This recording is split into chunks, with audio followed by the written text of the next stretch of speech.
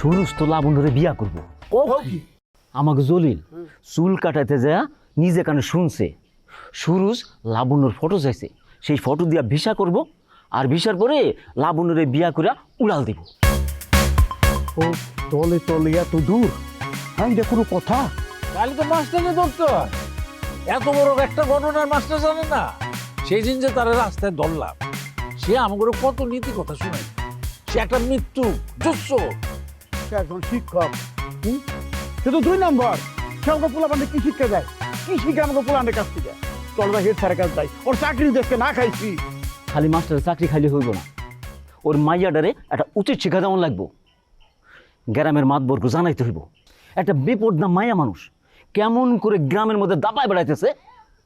এইটা করলে তুমি নিজে ফাইসে যাবা। কে?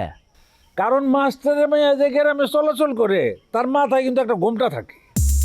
আর তোমার মায়ের কথা চিন্তা করো, বাদ দাও। আর মস্কারা করে লাভ নাই, চলো আমরা মাস্টারে গিয়া ধরি।